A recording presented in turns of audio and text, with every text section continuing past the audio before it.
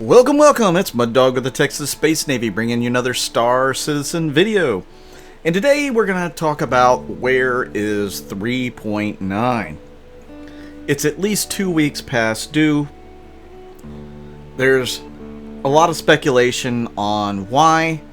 There's really one main reason from what I have heard, and that is the desync issues that they are experiencing in the Evocati group doing all the testing for 3.9. We've already done a couple of videos about desync and how it can be such a huge problem.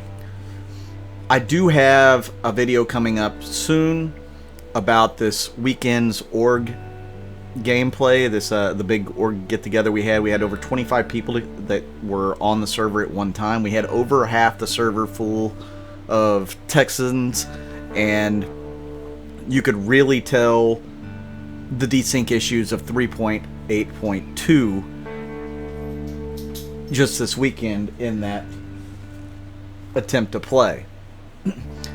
So I don't know why they're having more issues in 3.9.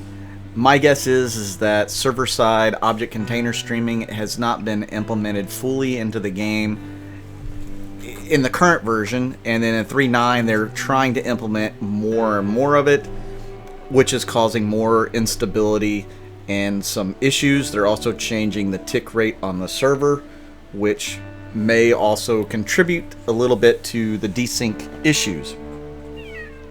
What are they doing to solve it? I don't know, because I don't know that end of the programming. So I can't tell you what they're having to do as far as code to fix that. And desync is kind of a weird issue because some people experience it and others don't. I was experiencing it a lot this weekend.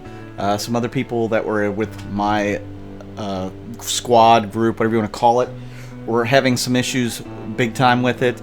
But a lot of people on the other side didn't have any issues. So I'm not sure why some people have desync and others do not. I'm currently going through some internet issues as well, because as you know, the COVID-19 stuff has a lot of people using internet bandwidth. And in December, I had an issue where water got into my cable line and went all the way from across the street, all the way down into my line and down through and under the ground and into the wall and into my really good gaming modem, my $250 gaming modem, and ruined it. It was a 32 channel downstream modem. My current modem that I'm using is an older modem that I had around because I didn't want to go buy another one at the time. I really felt like, you know, it wasn't my fault, so I didn't really want to be the one to have to go through and expend all the money to fix it. So I used an older modem, and it is only, I think, an 8-channel modem. It might be 16. Point being is I'm not getting the speeds that I'm paying for, and the modem is part of the problem. The other problem is, of course, how many people are using the internet in my area, especially in the evenings. So some of my issues could be stemming from that, but I don't know how much that plays into desync and all that. I know on comms, when we were in Discord this weekend, I was having some issues because of my slower speeds.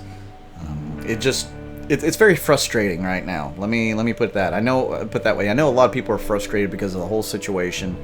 I am no different. I actually have been trying to do some work the last few days, just to make a little bit of money. It's, you know, the work's not worth the money, but it is what it is. You got to do what you got to do to put food on the table, right? So I've been doing everything I can to still try to get videos out every day for you guys and juggle everything else going on in real life. So back to why 3.9 is not out. You know, the other reasons have got to be the fact that everybody's dealing with this COVID-19. These guys are working from home. it's a little bit harder to communicate and to probably upload and download new builds of what they're working on. I'm sure that takes a lot of time, whereas on their local servers, it's probably much quicker. It's, you know, it's got to be much quicker within their internal LAN than it is to download from maybe a work system to their home system. I don't know the whole logistics behind it, but you know, things have got to be moving slower because everybody's working from home. I mean, there's going to be some bottlenecks in there. There's just not much, you know, you can do about that. So here's my question to you guys in the comments. You can try to answer it or give me what your opinion is. Since 3.9 is taking so long to get out there, how would you feel if they were to say, okay, there's not going to be a 3.9 patch, we're going to roll it into 4.0. Deal with 3.8.2 until 4.0 comes out in another 3 months. How would you feel if that's the approach that they took?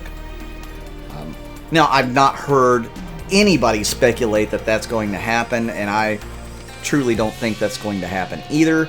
But I was postulating on whether or not that would be something that could happen, and how would I feel about it if they said that. And personally, it wouldn't bother me a whole lot because we're already delayed so much. I know a lot of people are going to say, oh, they're going to just completely burn the place down kind of attitude over it, and I understand that. I can definitely understand that point of view. I would love to get my hands on my Prowler.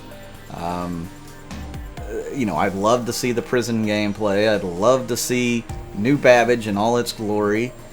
But you noticed over the last few patches, they've had to take things out of the game in order for the servers to handle the entire load of what is Star Citizen right now in the Stanton system. Hopefully server-side object container streaming, if they fully implement it right in 3.9, which I think they're trying to do, and that's causing the problems, we'll get all those things back and more.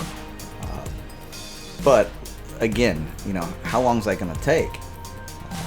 If it rolls up close to time when 4.0 is supposed to be tested out anyways, I mean, why not just bundle them together and release them as 4.0? There'll be tons of content for everybody to have until 4.1 3 months later after that. Just a thought. Let me know what you think about that down below in the comments.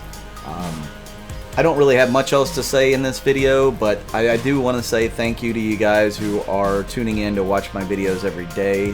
I really do appreciate it.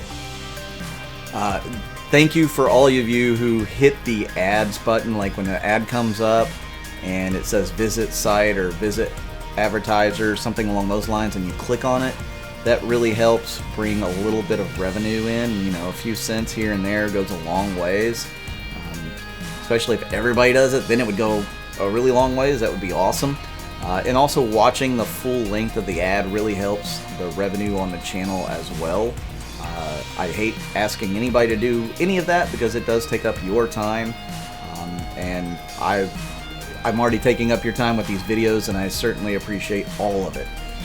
I want you guys to know that you're definitely appreciated. So thank you very much. Thank you to my Patreons. I'm still trying to work on how to get some new levels and tiers, some incentives for you guys. But right now, I really appreciate the loyalty you guys have shown so far with my really basic version of Patreon setup. All that information is going to be listed in the description of the video. I try to list it in every description of all my videos. Also, if you're looking to join an org, my org Texas is always looking for new recruits, and you can get that information down below as well. If you're interested in getting into this game and you want to get into it, I have a referral code down below that would help both you and me. You'll get 5,000 bonus credits to start out, which is a decent chunk of change starting out. That's not too bad. You can actually use that to make cargo runs or whatever you need to do.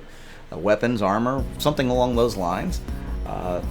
you can use that referral code down below, and I'd be very appreciative of that. Thank you to all of you guys who have.